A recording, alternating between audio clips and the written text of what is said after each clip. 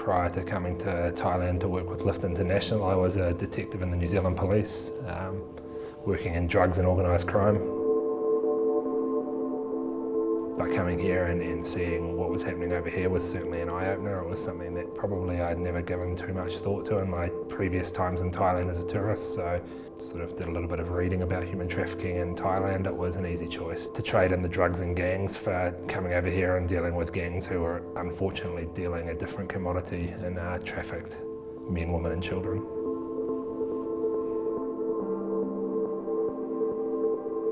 My role here is effectively carrying out investigations, gathering intelligence, overseeing a team doing the same, and also assisting with building relationships and capacity building with Thai law enforcement and other stakeholders such as NGOs and people at government level.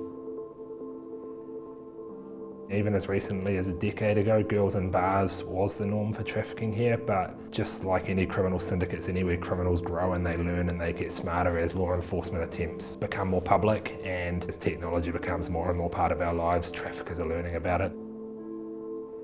We're seeing a lot of girls working on the streets using apps that is otherwise being used legally by 99.9% of the population is also being used to peddle trafficked women and children and men as well. It's changing, it really is.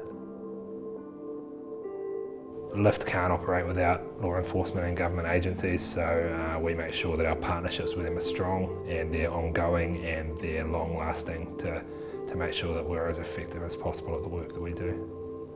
It's very much collaboration, and it's not just collaboration outside of Lift, it's collaboration inside of Lift as well. We work together very closely with our social work and our aftercare and legal team.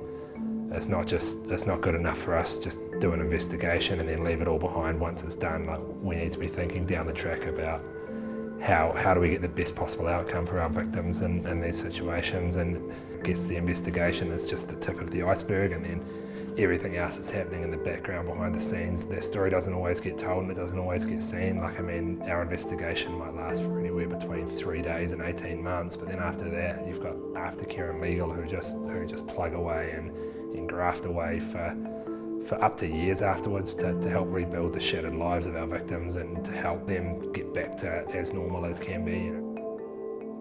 And we see kids who have been trafficked and they get into aftercare and you just see them sitting there playing like children again, and that's all kids want to be as kids. They want to be safe, they want to be fed, they want to be healthy, they want to be happy. And at a case level, being able to walk down streets which used to be riddled with foreign trafficking victims, which are now completely empty as a result of investigations we've carried out, work we've done to support law enforcement agencies and to help these victims out of tough situations. We've seen a huge change, and Thailand really are leading the way amongst other countries in terms of the cooperation that they're putting in, and that's really promising, and it's a really positive sign that's happening, because that's the future of stopping trafficking.